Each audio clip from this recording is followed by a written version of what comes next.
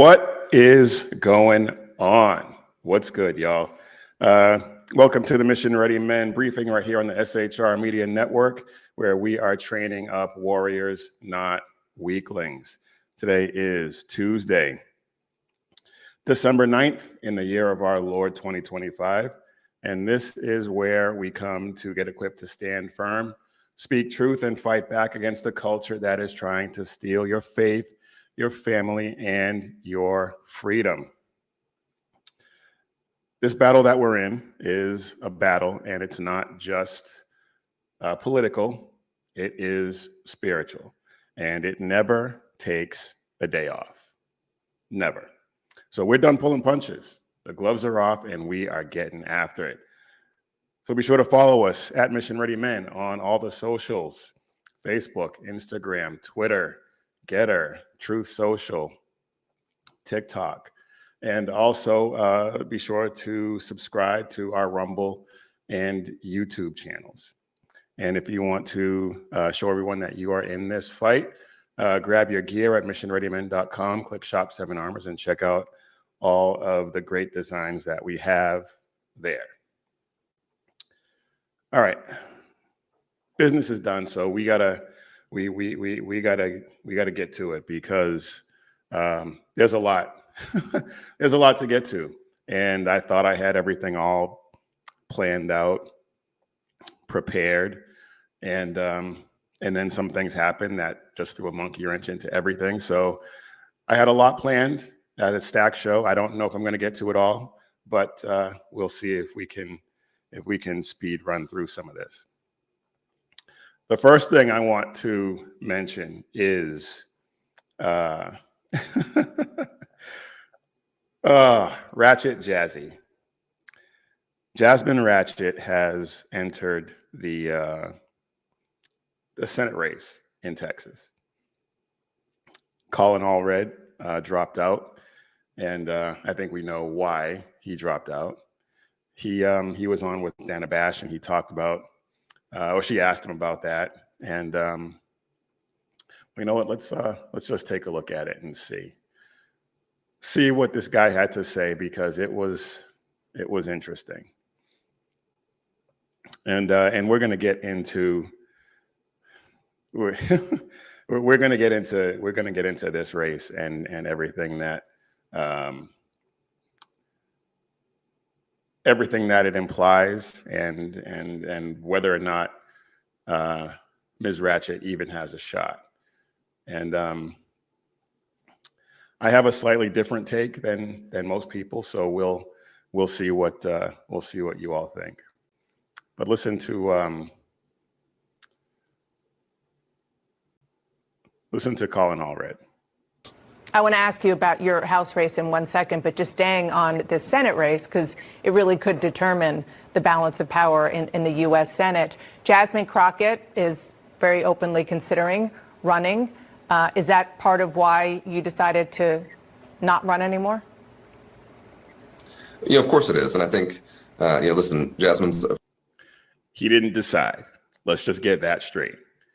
That was not his decision.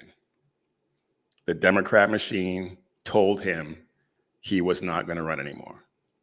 A friend of mine, and we've served together, and I've known her since before we were both, in elected office. But it was about the fact that with 3 strong candidates running, that we would certainly have a runoff. And I felt that was not, in the interest of the folks who had, come up to me, tell me their stories, who would, open themselves up. And in many ways, to me, I've always thought about this and try to take my ego, out of. Yeah, well, you didn't have much of a choice there, buddy boy. And the reason why most people believe that he actually had the best shot of beating the primary winner on the Republican side, whether that's Ken Paxton or John Cornyn.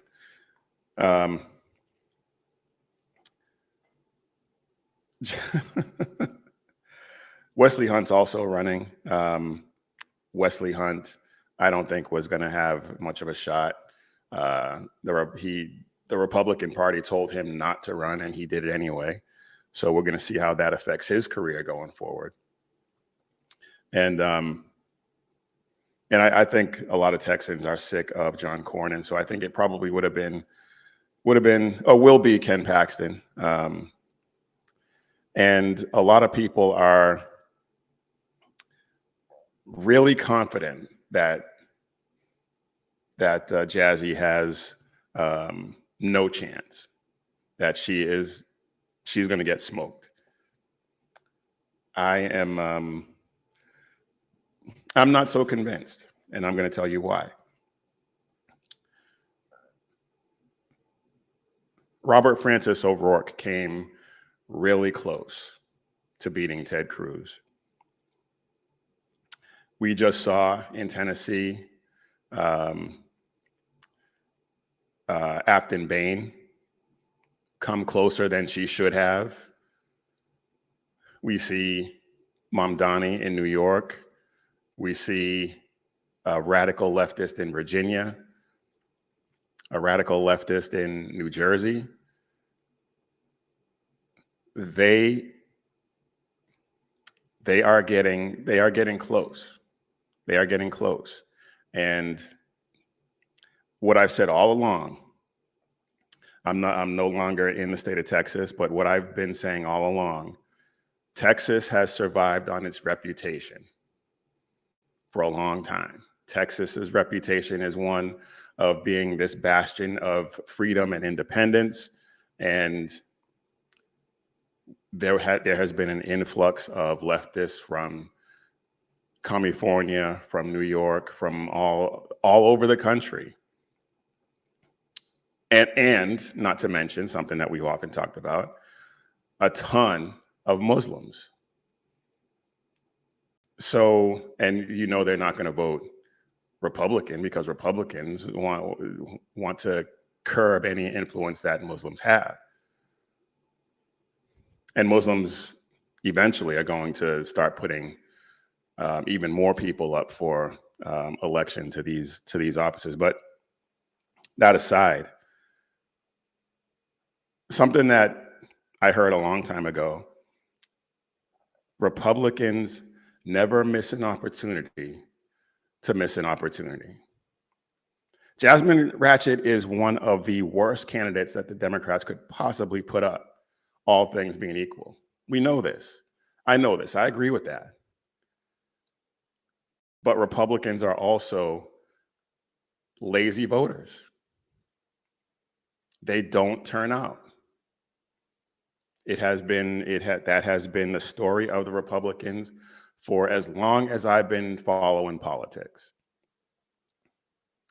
They get a good candidate to run for president and there's enthusiasm, but when it comes to midterms, when it comes to special elections, when it comes to all the other things that are required in order to govern properly, they don't do it. And something else I've said, they repeatedly snatch defeat from the jaws of victory. Now, all things being equal, Jasmine Ratchet should have no shot. And I know a lot of people, even my good friend Sean on the Edge of Liberty last night said that she has no shot. Conventional wisdom, I've been hearing it all morning. She's going to get smoked. And it's thinking like that in Texas that is going to lead to her, that could lead to her victory. And if she comes close within 2, 3, 4 points, they're going to see that as a victory. They're going to see that as a victory because that's closer than Robert Francis got. I think Ted Cruz beat him by 6 or 7 points, which was entirely too close. Jasmine Ratchet is one of the worst politicians I've ever seen. I think she's even worse than AOC, honestly. They're both equally as ineffective in Congress. None of them have gotten any legislation passed or sponsored or anything like that. but she's loud, she's obnoxious, she espouses all of the far left right things that the far left radical base is in favor of, and she bashes Trump. That's pretty much all you need. That's pretty much all you need in today's climate on the left.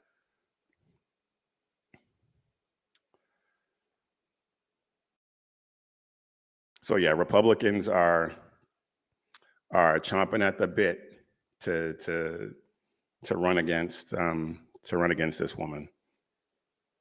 And if they approach it properly, it should be a cakewalk. But the question is, will they? Will they approach it with the necessary,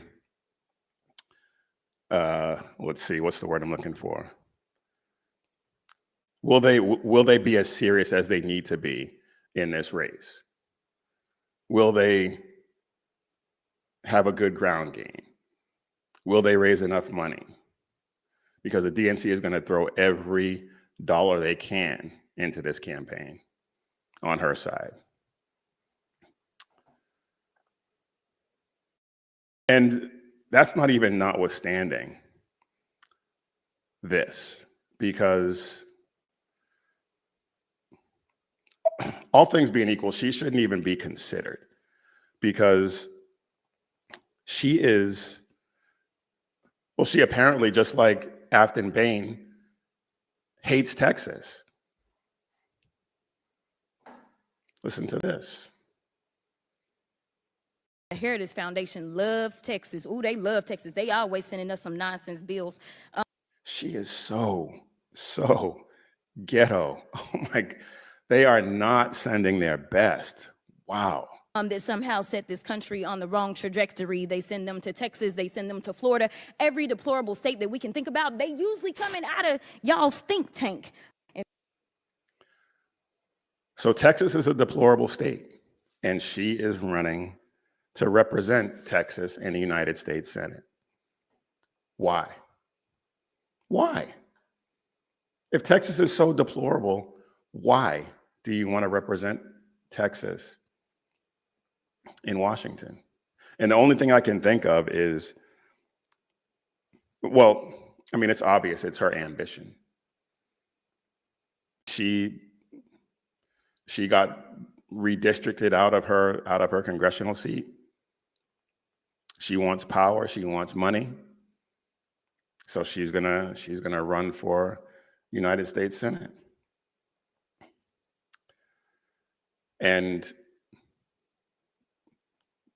don't be complacent. Texans should not be complacent and just assume that because she's terrible,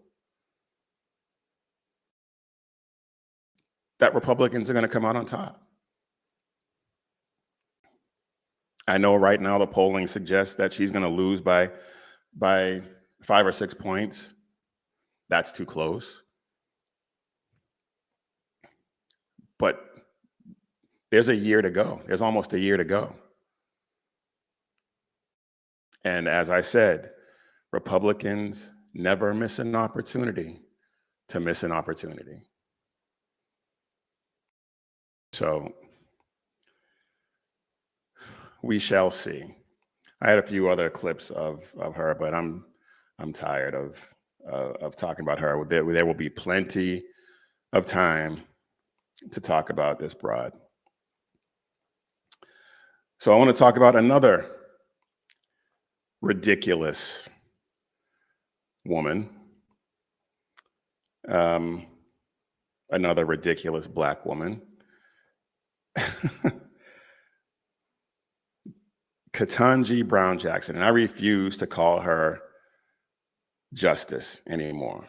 I will not refer to her as Justice from this point forward, because she is one of the dumbest people I have ever seen on the bench.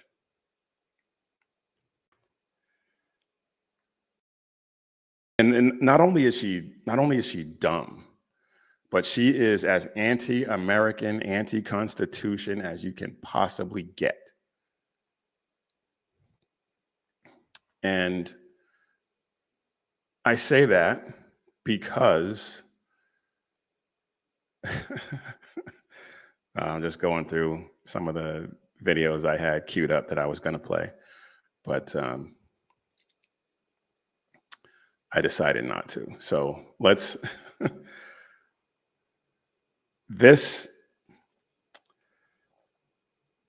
there were oral arguments yesterday.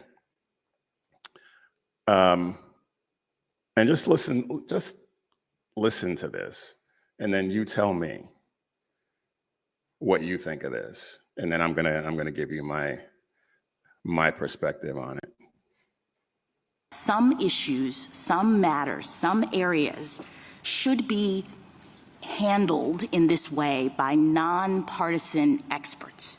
That Congress is saying that expertise matters with respect to aspects of the economy and transportation and the various independent agencies that we have. So having a president come in and fire all the scientists and the doctors and the economists and the PhDs and replacing them with loyalists and people who don't know anything is actually not in the best interest of the citizens of the United States. These issues should not be in presidential control. Okay, I'm gonna let that play more, but she is assuming facts, not an evidence. She is assuming that the people running these executive offices are always experts. She's assuming that these people actually have the best interests of the United States and its citizens at heart. And we saw during COVID that that is absolutely not the case. Not even close. St. Fauci the fraudulent should be in prison.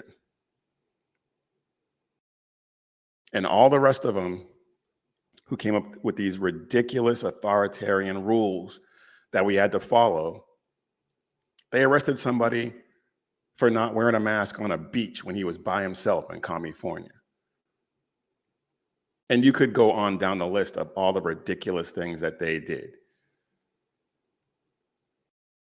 I know people who lost loved ones in nursing homes because they couldn't visit them in their last days. Anyway, let's continue. So can you speak to me about the danger of allowing in these various areas the president to actually control the Transportation Board and potentially the Federal Reserve and all these other independent agencies? In these particular areas, we would like to have independence. We don't want the president controlling. I guess what I don't understand from your overarching argument is why that determination of Congress, which makes perfect sense given its duty to protect the people of the United States, why that is subjugated to a concern about the president not being able to control everything.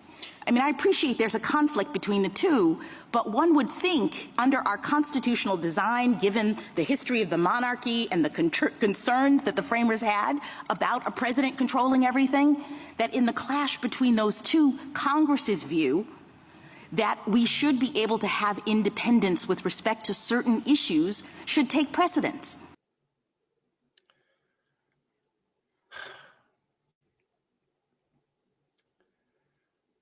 The idea that the president should not be able to fire the scientists and the doctors and the PhDs and the economists,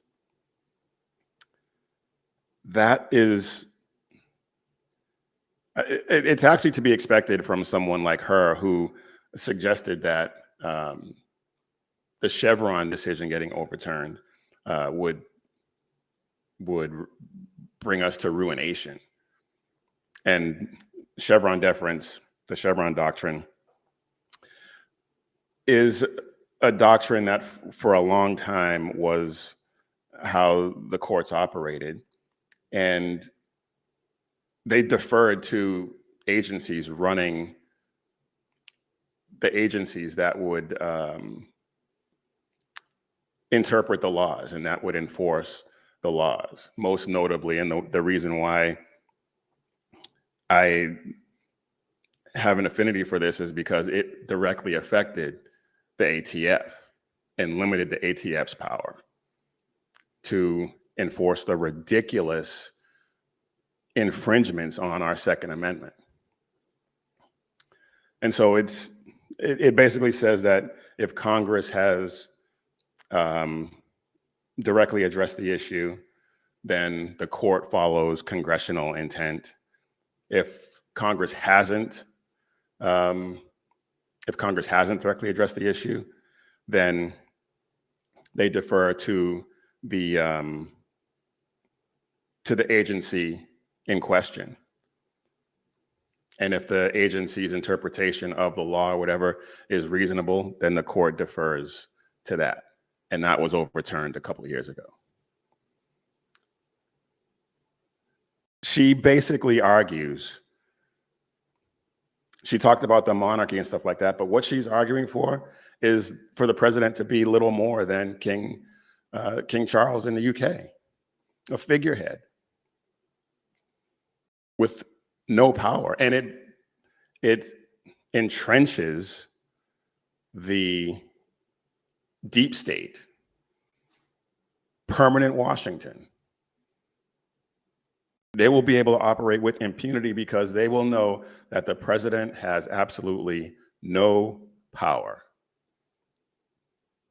That's what she's arguing for. Gutting the Article 2 of the Constitution. Gutting executive authority. Because reasons.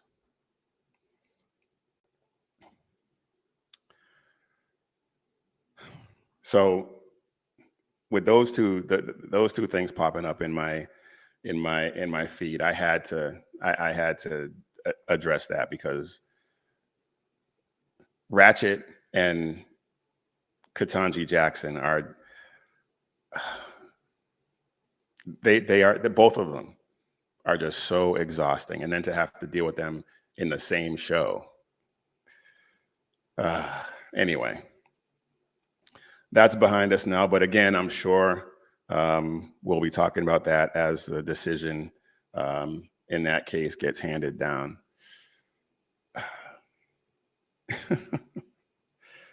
Oh, these people are ridiculous.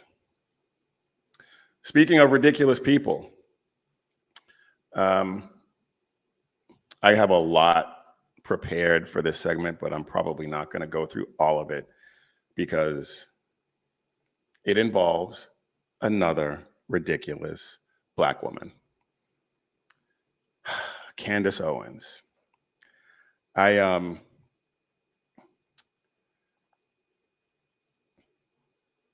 Since the assassination of Charlie Kirk, Candace Owens has gone bat guano crazy. And I've been saying pretty much ever since a lot of this started ramping up that I think she's suffering from postpartum psychosis. I really think she's nuts because some of the things that she's saying, and we're gonna play some of it here in a minute. She's a lunatic.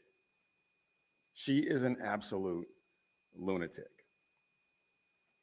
And I think that she is one of the people most responsible for the division that we're seeing on the right in terms of, well, just the division on the right, all the infighting and the conspiracy theories that she's spewing and her followers who are fanatical, to say the least. I mean, you can play her own words. I've had a couple of interactions on X with people. Her own words. Oh, she didn't mean that. She didn't mean that. That's not what she. Come on. before she went nuts, you could bank on Candace Owens saying exactly what she meant and meaning what she says. And for a long time, I was a fan of hers. For a long time, I liked listening to her commentary on things. Even before Charlie Kirk's assassination, she was going off the deep end, though.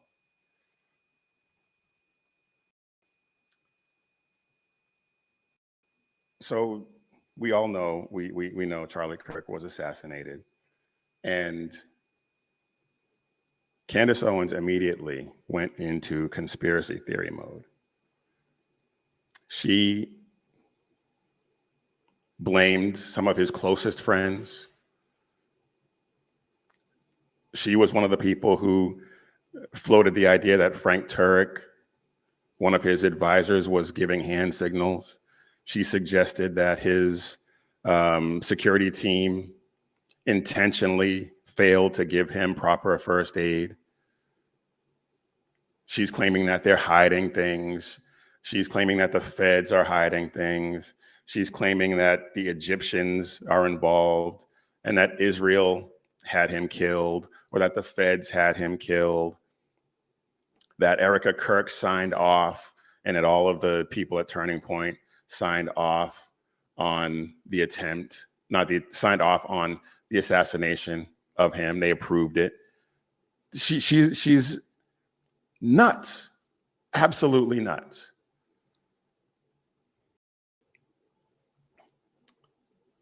And she sounds like, if you listen to a lot of the things that she's saying, she sounds like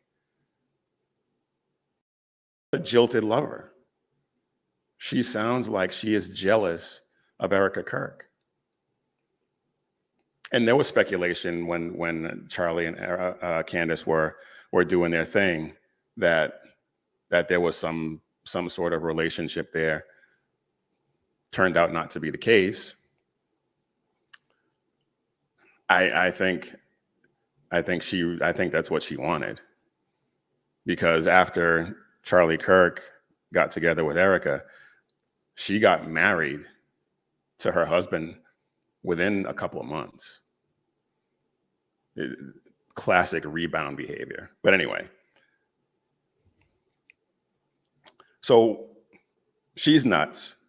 She's spewing all this lunatic garbage about Turning Point, about Erica Kirk. And for a long time, people were like, well, why are they not saying anything? Why is Turning Point being silent on this? Well, they finally responded. I'm glad they did. But they finally responded. And Blake Neff, who is one of Charlie Kirk's friends, producer on his show, put out a statement, and we're going to play some of it. It's about almost 8 minutes long. We're not going to play the whole thing. I'm going to play some of it and then skip to the end. But let's listen to part of this here right now. To say something important, something very important. For the past 2.5 months, there is a topic that has flooded our Freedom inbox. It has been nonstop on social media, but which we have almost totally avoided on this show. You probably already know what I'm talking about, which shows just how ubiquitous it has been. Ever since Charlie's murder, Candace Owens has leveled a flood of allegations against people at Turning Point USA, people at Turning Point Action, and people who work for this show. She has made them against some of Charlie's closest friends and against some of his most dedicated employees. She has suggested that Michael McCoy, Charlie's chief of staff, knew Charlie would be murdered, was happy that he died, and stayed silent because he was told he would be the next Charlie. She has suggested Michael is not his real name. It is. I have seen his birth certificate myself. She has called it suspicious that Mikey's wife, who works at Turning Point, helped plan the campus tour event where Charlie was murdered, which she didn't, by the way. She doesn't work on campus events. Candace has suggested the Utah Valley University event was unusual and its details suggested a, quote, inside job. She has claimed that foreign aircraft have followed Erica Kirk around the country and that Turning Point has lied about this happening. She has accused us of lying about Charlie wanting Erica to take over for him if he died. She has suggested Charlie's security team intentionally denied him first aid after the shooting to ensure that he died. He goes on for a while about all of the ridiculous things that Candace Owens has said regarding this. And obviously they're denying all of this. And I think anyone with a couple of brain cells to rub together with a couple of firing neurons knows that this is ridiculous. Now, let me just say, questioning an official narrative does not make you a lunatic. If you don't believe something that the government, that somebody with a lot of power is telling you, that is perfectly fine. I get that. And there have been some things that are like, what is that? What does, and we're not necessarily always going to know. There are investigations, there are protocols in place. We're just not probably going to know everything that Candace Owens wants to know. And questioning that, I get that. There are some official narratives that deserve to be questioned. I don't think that this is one of them, but whatever. That's your business if you want to question that. And I don't think it's out of bounds to question the official narrative surrounding Charlie Kirk's assassination. Just putting that out there. But accusing his wife of murdering the father of her children, accusing his best friends with no evidence. And that's the other thing. She goes onto her videos on her podcast and says, I got the receipts. They're coming. Well, that's trust me, bro. And those receipts are never forthcoming. And so after a couple of times of that, you have to think, this woman is nuts.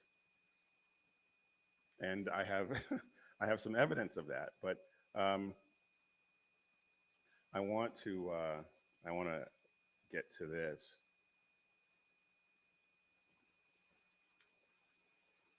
This is towards the end of the video, and let's just listen to more of what Blake Neff has to say. Candace has mentioned several times that the ball is in our court. So here's what is going to happen. In the near future, there will be a live stream here in Phoenix where we address in a clear and comprehensive way the claims and accusations, the false accusations that have been made against Charlie's family, friends, and the people here at Turning Point. We plan to walk through everything carefully and thoroughly. If Candace is available, we would sincerely welcome her participation in that live stream at our studio here in Phoenix. At this point, we believe the ball is back in her court. Our motivation for doing this is not out of any obligation to Candace. It is about honoring Charlie. We feel a deep responsibility to protect his legacy, his work, and the truth. I feel that. I owe Charlie everything in my life. I feel it immensely. And that is why we feel compelled to speak clearly and openly now. We'll have more on this in the near future. So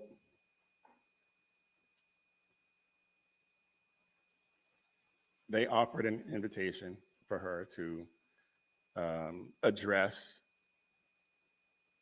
for them to address these allegations that she's been making with her, and for her to show her receipts. and she backed out. But that was after that was after this.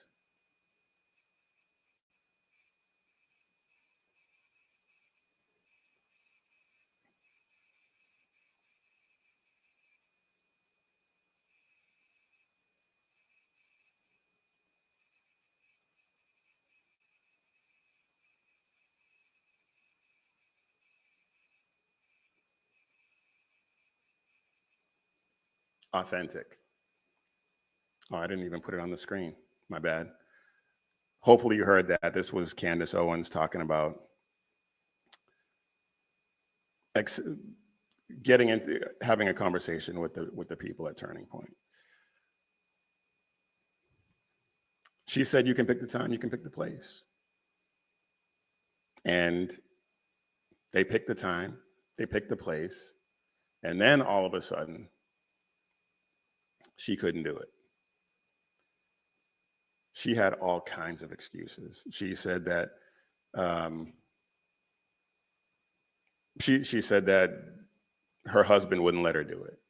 She said that it was his birthday or some such nonsense. Turns out his birthday's in July, but whatever. So she's not going to do it.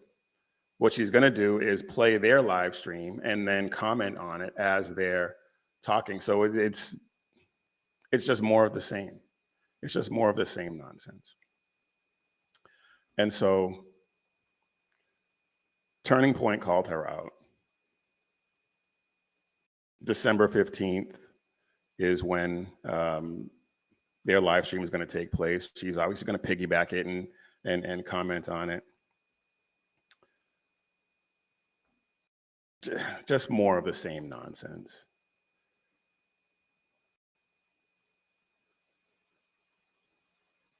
But she got called out, not just by Turning Point, but Tim Pool the other day called her out hard. And he basically said that she is a lying sack and is doing everything she possibly can to destroy Turning Point USA for, again, reasons, I guess. And this is another long video. I'm not going to play the whole thing. I actually watched a lot of Tim Pool's show the other day. And I think this is part of that. But let's take a listen to this. I work in construction and experience the same thing. My coworkers are all in on the Charlie Kirk conspiracies. If the Republicans lose in the midterms, I believe that Candace Owens is wholly responsible. Okay. Right off the bat, that's the wrong argument. That is the complete wrong argument. I like Tim Pool. I don't agree with a lot of what he says a lot of the time. I think he's right about some things. I think he's wrong about others. I think he's wrong about this. If Republicans lose the midterms, Candace Owens may have some small part to play in that, maybe. But if they lose the midterms, it's because they haven't done anything with the power that they've been given so far. That's why they will lose the midterms if they do. She is one of the biggest podcasts on the right, doing everything to go to war with the organization that helped get Trump elected. Turning Point specifically was going out and registering people to vote. Without Charlie, it's in trouble. Turning Point needs to be able to go out and rally young people and register them to vote. And she's doing everything she can to destroy that. And that is going to, I suppose, it's going to rip out the coffers on the right. There is no organization like Turning Point that exists anywhere else that has the resources and the reach. And without Charlie, I'm not sure that they can make it. But I can tell you this, Candace lighting a Molotov and throwing it through the window is not helping. And it's the most demoralizing thing ever. Additionally, all of the fucking cowards on the right who are too scared to say anything about her, because she tweets at me talking shit or whatever, and then a bunch of people come and flood our chat. I could give a single flying fuck. You can come and you can burn everything I have to the ground, and I will happily live in a van down by the river. I don't care to be number one. I don't need to be number one. What I care about is what is true and what will help this country and what works. And she is a fucking scumbag. Okay. There was a lot of profanity there. I apologize for that, but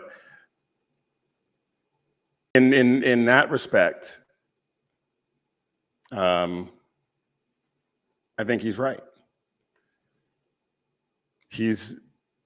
Candace Owens is, and you know what? I'm not even going to say that, because I sincerely believe that she is in a postpartum psychotic break. I'm not sure that she's in complete control of her faculties. And again, his argument about losing the midterms and stuff like that, the wrong argument. The wrong argument. It's just evil what she's doing. Period. Accusing a widow of murdering her husband, accusing his best friends of murdering her husband, and offering not a shred of evidence to support any of it.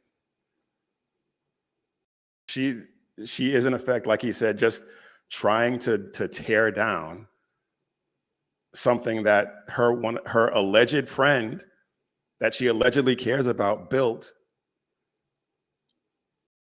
And if she has any of this evidence, why hasn't she gone to the feds? Why hasn't she gone to the police?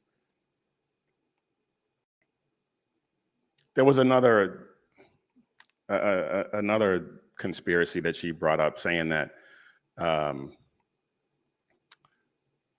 you had to be, in order to get onto the roof where where the alleged shooter, not the alleged shooter, where the shooter shot from, you had to be Spider-Man or something like that to climb up there. Well, somebody actually went to UVU, walked up a small set of stairs to get onto that roof, and you can see the perch that there's fences up there now, you can't get to it, but you can see the perch from where he fired his fatal shot. And then we've all seen the footage of him climbing down from there.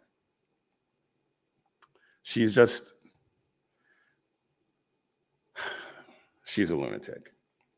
And I only bring up Tim Pool because a day and a half after this, probably 36 hours after he said this, somebody shot up his house. Nobody was hurt, but one can only speculate that it was one of her lunatic fringe followers who did this because he had the nerve to call her out. He has security, and I'm not suggesting that she had anything to do with it. I'm not saying that she made a call and said, hey, you guys go do this to him because he said something. No. But she has been whipping up her fans in this wild-eyed conspiracy for so long.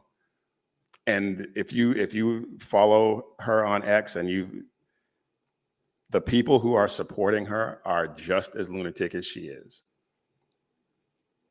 just as fanatical. And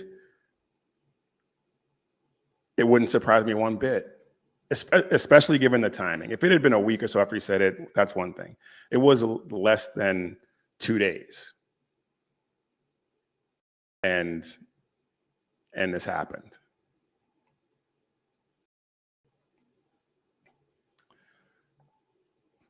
So I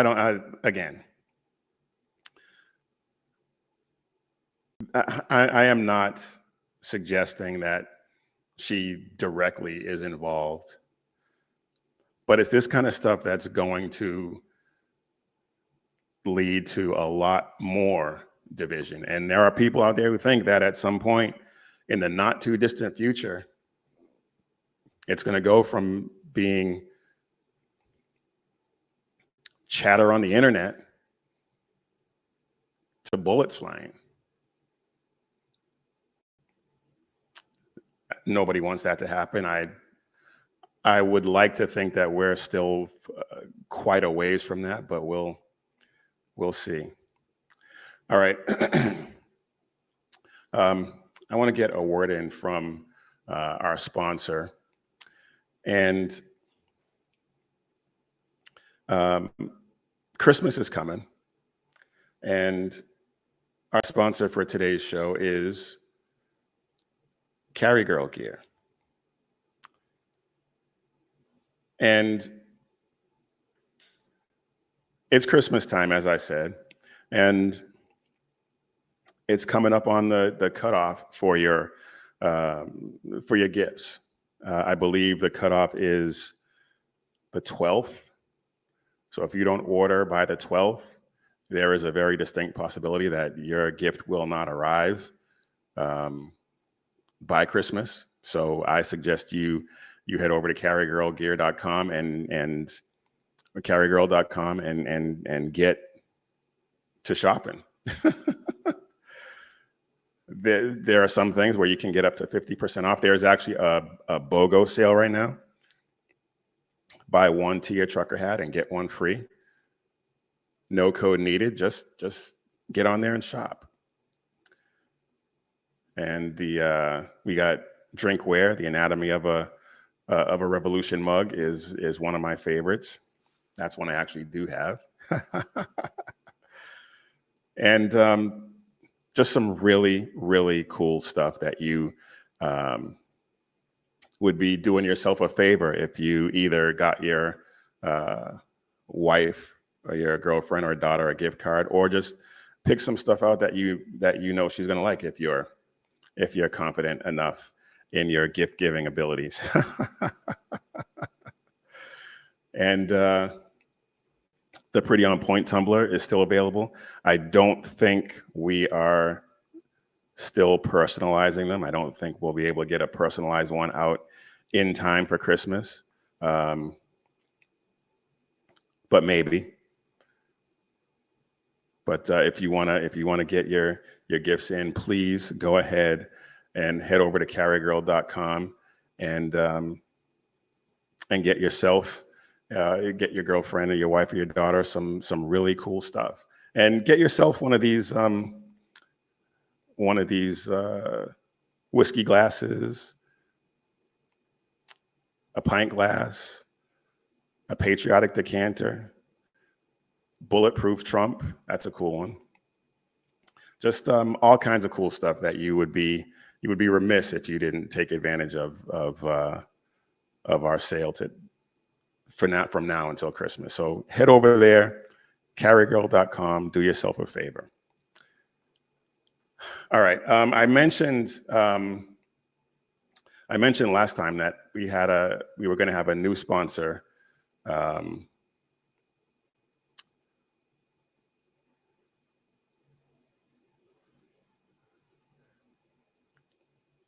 I guess the site needed to be refreshed. And there you go. Oh, the Fall Out Law sale. Up to 50% off before the holiday rush hits. So again, head over to carrygirl.com and get your wife or your girlfriend or your daughter some really, really cool stuff. But I did mention last time that we're going to have a new sponsor coming on board.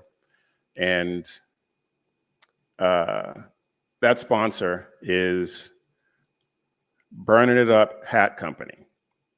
And this is a custom hat company. If you are in the market for a custom cowboy hat, head over to burningitup.com and check out all of their great stuff. We My wife got a hat from here a while back, and it's a really good looking hat. And I actually have one coming, and it's not here yet, but check this out. This is the process for custom hat making. And that is the hat that is going to be on my head really, really soon. And the quality of these hats is just awesome. But that's going to be mine. And the finished product is going to be showing up here on the screen shortly. The craftsmanship that goes into this is just awesome.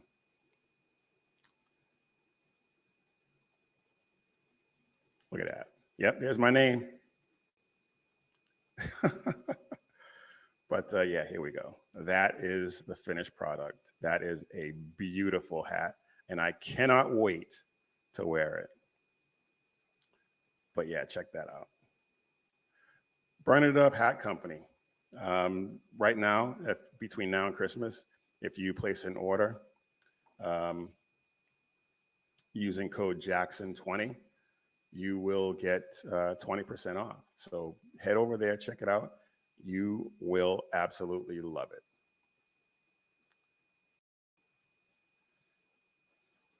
All right. Now that we got that out of the way, and I am actually way, way behind on stuff I wanted to talk about. We talked about Jazzy, we talked about Ketanji, we talked about Candace. Let's get into this, because this was part of the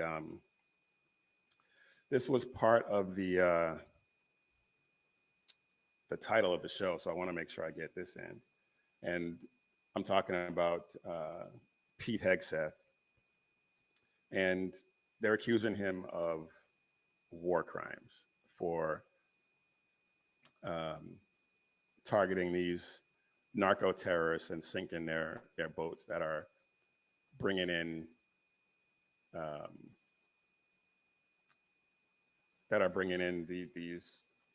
these fentanyl and cocaine and all the rest of it. And these people they're yelling about these war crimes, but they were completely silent when George Bush did it, when Barack Obama did it, when Bill Clinton did it. And they were just doing it. Clinton did it to distract from the Lewinsky thing. Obama actually killed American citizens in drone strikes without any due process. There was no clamoring for due process when he did that. But now all of a sudden they want due process. Now all of a sudden they want to arrest these drug dealers, these narco terrorists, and bring them into this country and put them on trial. They are designated terrorists. That distinction right there is enough. But let's oh,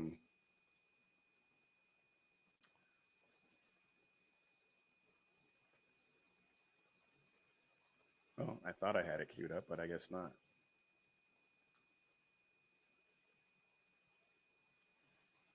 But anyway, these cartel boats are getting blown up, and I have absolutely zero problem with it. And you really shouldn't, because the outrage that we're seeing from the left on this is all manufactured nonsense.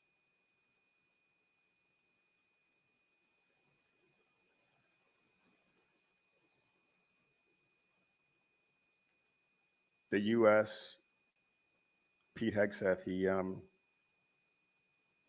he ordered strikes on these boats, and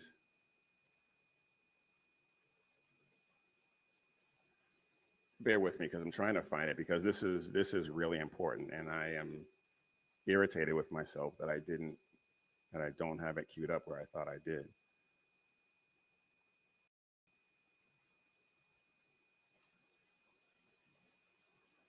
But anyway, they're calling it illegal. They're calling it a rogue operation. And of course, that's all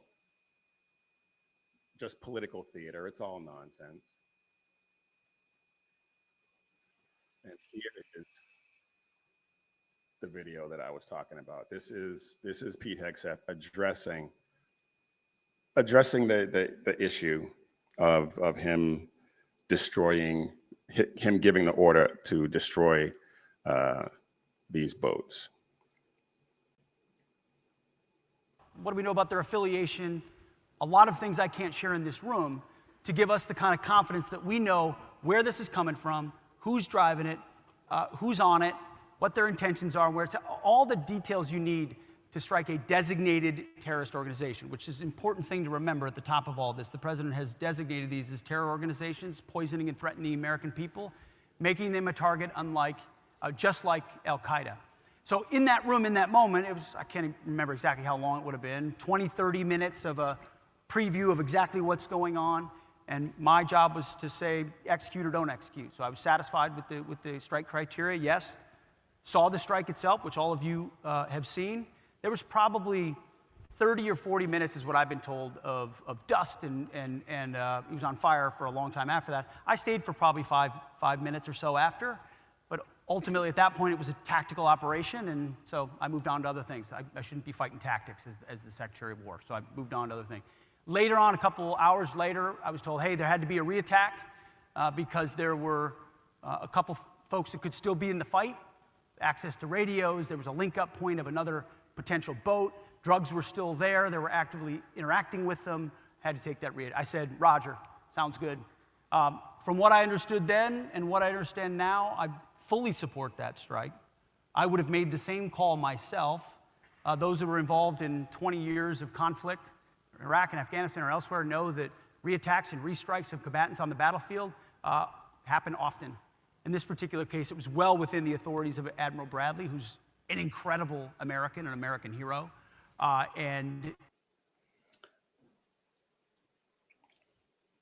So yeah, there was no kill them all order. There was no war crime committed. But yet, here we are with the left desperately trying to paint Hegseth as a war criminal. Drug-running vessels tied to terror networks, narco terrorists, are military targets. They're not suspects waiting for the cops to get a warrant. They're engaging in activity that now they know could get them blown up. And I have zero problem with it. They're not, and these are not fishing boats, come on. In the middle of the ocean, come on. These are not fishing boats.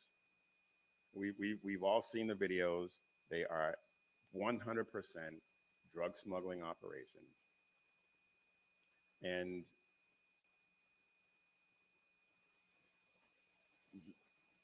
that's the price you pay for the life you choose. To quote a movie, and if you can tell me what movie that's from, I will be impressed.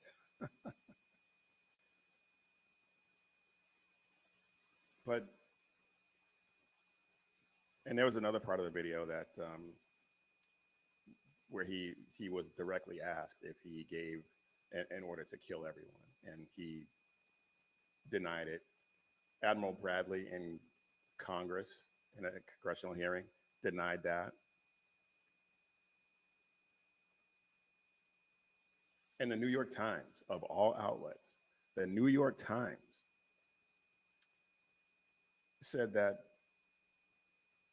he didn't give that order. The second strike was not a mass execution, as had been reported. And they said that they reported that there was no evidence that he gave an order to kill civilians.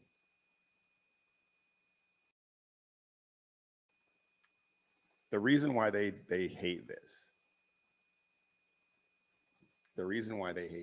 is it gives the administration, it gives Trump a win. And the press, absolutely, the American Pravda, hates if Trump gets a win. The left in general hates Trump winning. We're not sick of his winning, but the left is absolutely sick of his winning, because his winning is the American people's winning, and they do not like that.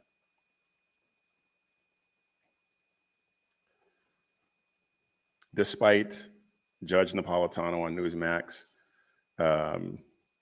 despite his claims to the contrary, these strikes are lawful, and the targets were legitimate combatants.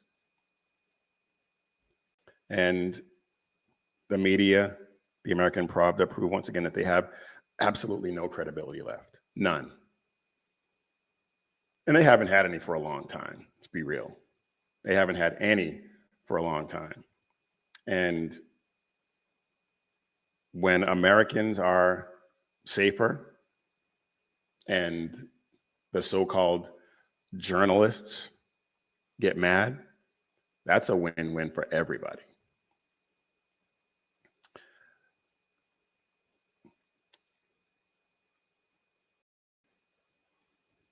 You know what, I have not, and I apologize, I have not kept up on the chat at all. So Phantom is in the chat, thank you for being here. Canada Heavy Hall, thanks for being here, buddy. I appreciate it. Zombie Force. And of course, my beautiful wife, B, who told me to refresh the page. Thank you for being here as well. So if you want to, if you're listening and you want to, or watching and you want to join in the chat, head over to YouTube. When you do, please be sure to subscribe and join in the chat. We would love to have you. Love to get your opinion on some of the things that I'm yammering on about. And one other thing I do want to get into. Tucker Carlson. That's another one I haven't really addressed much lately. And because, I mean, everything that he's said and done over the past, I don't know, year and a half, it's all been out there. Everyone knows. But he said something earlier. I don't know if he's still there, but he was over in Qatar. And he did an interview with the Prime Minister of Qatar. And some interesting tidbits came out of that. Some very interesting tidbits. And I'm going to play for you one, and then we're gonna talk about that as well. So last question. I've been personally, not to make it about me, but I have been criticized as being a tool of Qatar. And well, you're a tool, all right. I just want to say what you already know, which is I've never taken anything from your country and don't plan to. I am, however, tomorrow buying a place in Qatar, both because. Of course you are. Of course you are. I am. Please pay a high check. In Doha, yeah. And I'm doing that because I like the city. I think it's beautiful. But also to make the statement that I'm an American and a free man, and I'll be wherever I want to be, which I think is important. But that does kind of leave us in a place where I have not taken any money from Qatar. I have instead given money to Qatar. And I wonder if you feel that that means I've bought you and you will now spew my propaganda. Well, thank you. Just ask me whatever you want me to do for you, I will do it. But look, Tucker, unfortunately, as I told you, that there are a lot of players putting a lot of efforts to sabotage the relationship between Qatar and the United States and to try to demonize anyone who will come to this country. Our efforts, when we are lobbying or doing, our outreach in the United States, is to make sure that this relationship is safeguarded. And lobbying and outreach. What do you think he means by that? Oh, I'm not gonna, excuse me, I'm not gonna play the whole thing. But there is another former prime minister who basically said the same thing. Now it's in Arabic, but there are subtitles, and so I want you to if you're watching, please pay attention to this because it's important. البيرول مالنا شلون يعني؟ كنا ندفع لهم بعضهم صاروا نواب الآن وبعضهم صاروا وطنيين. Did you catch that? Some of them have become MPs now over in the UK. Others have become patriots. I'm not sure which country he's referring to there. أعرفهم أنا في دول كثيرة كانوا ندفع لهم. يعني نشرحهم كل سنة وفي ناس لهم مرتبات كان في ذاك كل الدول العربية كانت تعمل. All the Arab countries were doing this, paying them salaries. شو أنت فكرك مش الكل ولكن الأغلبية. الصحفيين كانوا على البيرول مالنا. We had journalists on our payroll.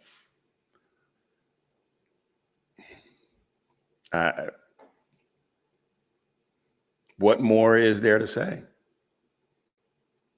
And all the evidence is pointing to Tucker Carlson being one of them. And there are people who think that Candace Owens is one of them as well. I just think she's a lunatic. And, I'll save that to the end.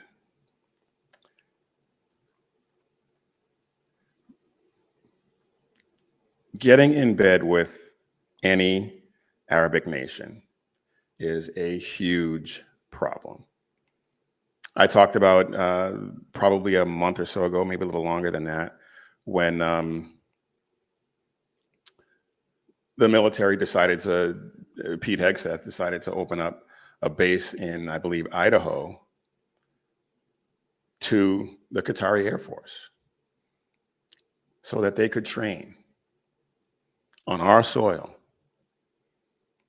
This is a country who has deep ties to the Muslim Brotherhood, which has just been labeled a terrorist organization. The Muslim Brotherhood and CARE, Council for American Islamic Relations, both of them have just been labeled as terrorist organizations by Texas and now Florida. Ron DeSantis just signed that order, I believe yesterday.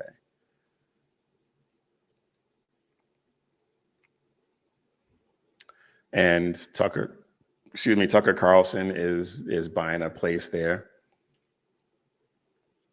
probably right next door to some Muslim Brotherhood fanatics, Hamas fanatics. I mean, this is all documented. This is all very well documented, very well known to anyone who's been paying attention and anyone who's willing to go look for the information. It's there. And one place I suggest you go look, if you want to get a lot of it all in one place, Amy Meck and the Rare Foundation on X. She has been doing some amazing work. A lot of the stuff that I get in terms of this Islamification of the United States, I get from her. Some of the stuff that I've gotten from her has been somewhat unproven, but I would say 90%, 95% of everything that I get from her when I do my own research and verify it is spot on. She is doing some amazing work in the Rare Foundation. So if you don't want to believe me, check it out for yourself. Check it out for yourself.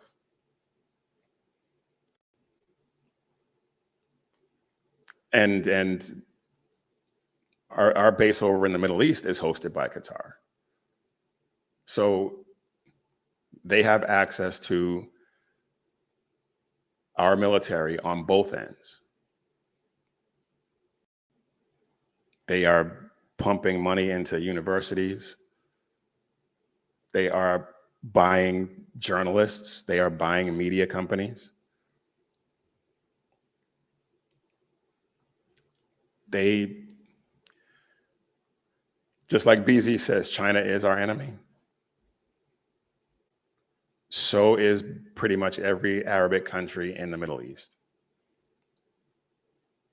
And people want to say that I'm in a cult, that we're in a cult because we support President Trump. I think President Trump is making an enormous mistake getting so chummy with these people.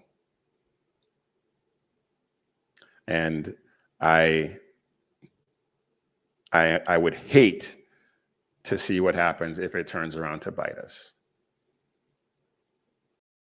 Because make no mistake, they plan to bite us. They are telling us every single day. In fact, let's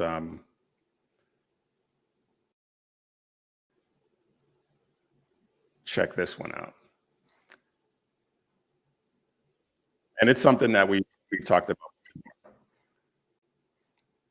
These days we don't repeat this enough, or we don't have this aqidah concept firm in our minds that Islam did not come to coexist. Islam لا يعلى. Islam يعلو ولا يعلى عليه. And Islam is raised high and nothing is raised above Islam. We can't think of Islam that it came to live with these other religions, in the sense that Islam is a religion amongst those religions, and they have a share with the truth. And they have a share of justice. And they have a share of, this worship of Allah, the correct worship of Allah subhanahu wa ta'ala. Islam came to correct all of that. Islam came to remove the oppression of all those religions. I got into it with somebody on this video claiming that there was that this is just some random Muslim on video saying this stuff, and it's not true. I've read the Quran. I know that what he's saying is 100% accurate in terms of what their beliefs and doctrines are. And he's not some random. He's a Islamic scholar out of Chicago, and he is saying the same thing. I've played similar videos from other scholars, from other imams, saying the exact same thing, and they're saying it because it's in the Quran.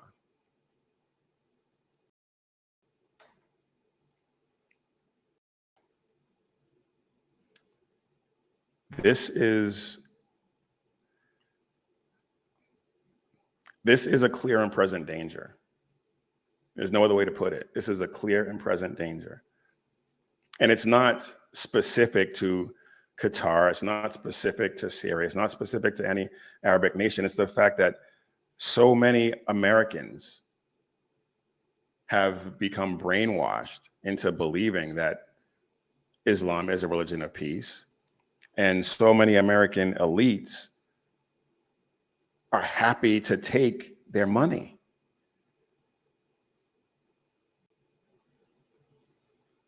they're so blinded by that cash that they don't even recognize the fact that this is an influence operation.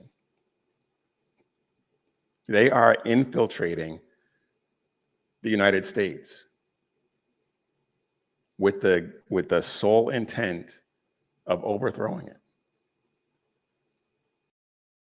And they don't seem to care less. This is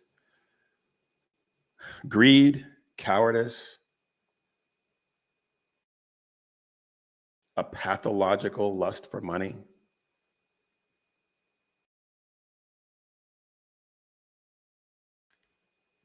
And it's going to lead to some catastrophic events if we're not careful. If we don't rip this out root and branch.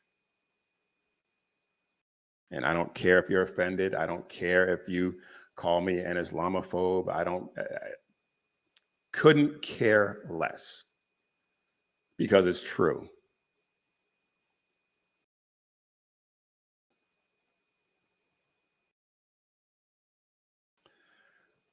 All right, we got a few minutes left, and I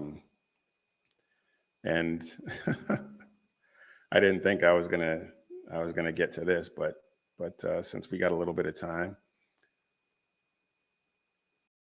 this this was absolutely hilarious. President Trump received, I think we all can agree that President Trump deserves the Nobel Peace Prize. And everybody's all, for some reason, up in arms that he didn't get this last one.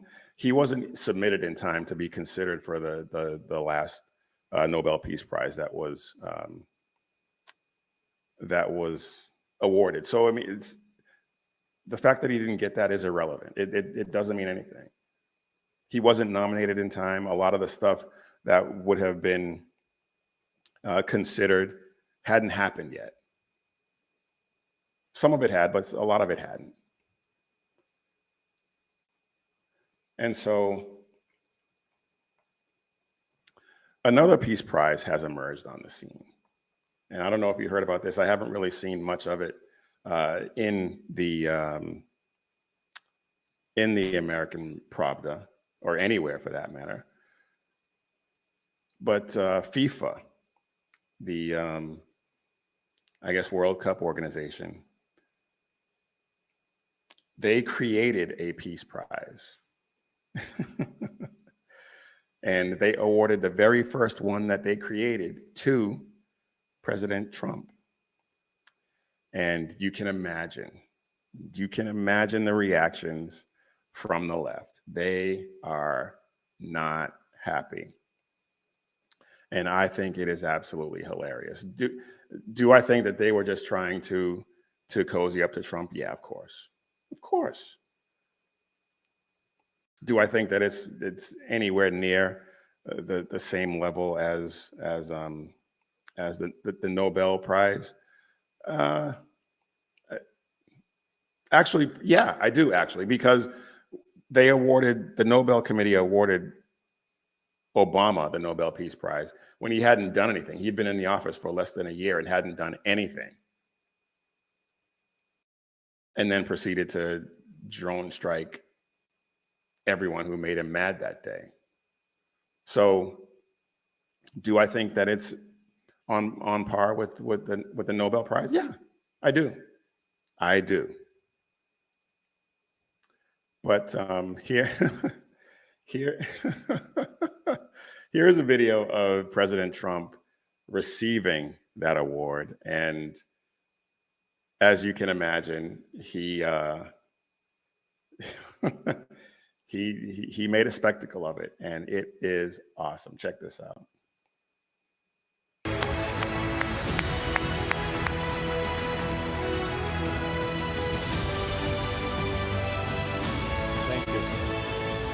Thank you, Mr. President. Mr. President, this is your prize. This is your Peace Prize. There is also a beautiful medal for you that you can wear everywhere you want to go. Right now. Okay, let me hold.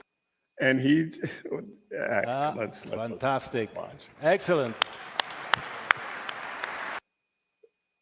A lot of people are saying that normally when people receive medals like this, they wait for somebody to put.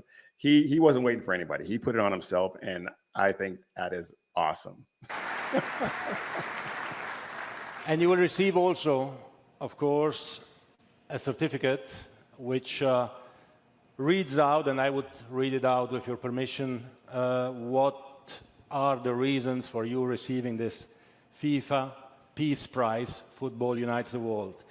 So the FIFA Peace Prize is presented annually on behalf of the billions of football-loving people from around the world to a distinguished individual who exemplifies an unwavering commitment to advancing peace and unity throughout the world through their notable leadership and action. So, yeah, President Trump, the inaugural winner of the FIFA Peace Prize. Of course, like I said, the left is all upset. It's a made-up, the nation called it a made-up award to an increasingly violent president. And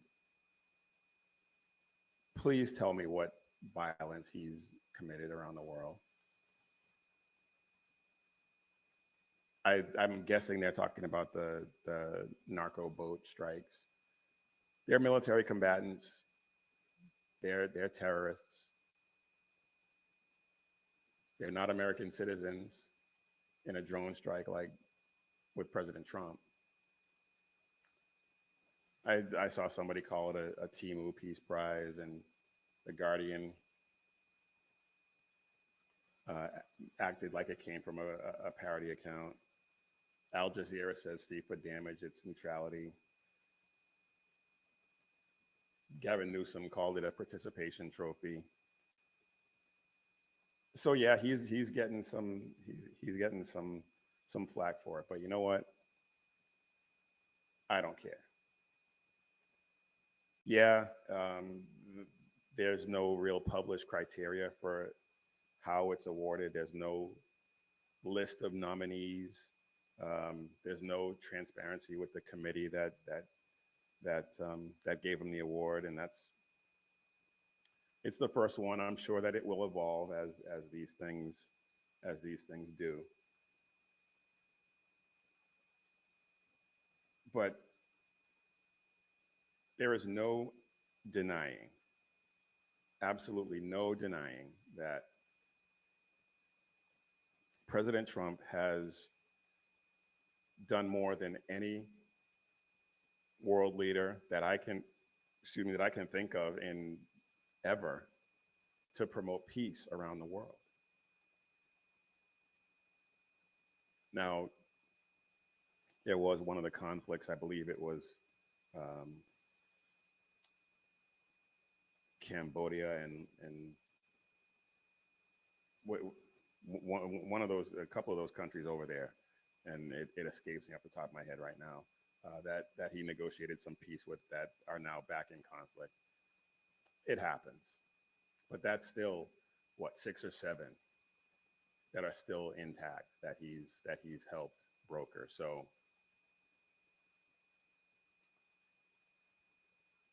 I say congratulations. I say congratulations. This is it's interesting timing, given the World Cup is supposed to be here and stuff like that.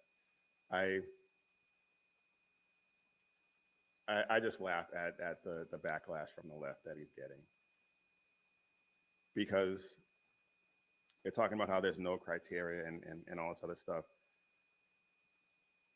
But they didn't have any of that energy when Obama won his. None.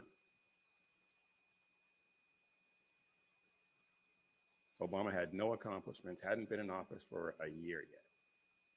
They gave it to him because he was the first Black president. That's it. That was their criteria for him.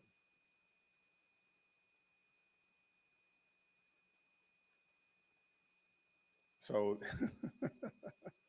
yeah, President Trump, first winner of the FIFA Peace Prize. It's going to be interesting to see how this goes going forward. There was one other thing I wanted to talk about, and I don't know if I'm going to have time. So, yeah, no, I don't have time to get into that.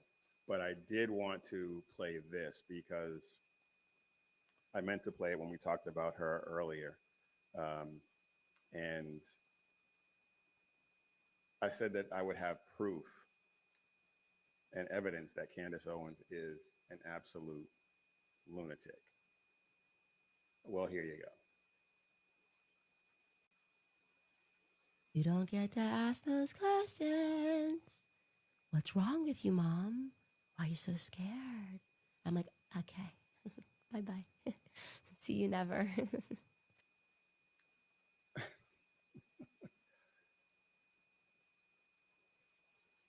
Now, when I found that video, it was hard to find. I'd seen it once before and couldn't find it again.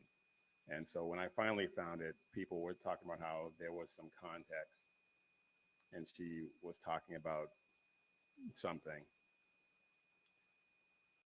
I don't care what the context is. If you act like that, you're a lunatic.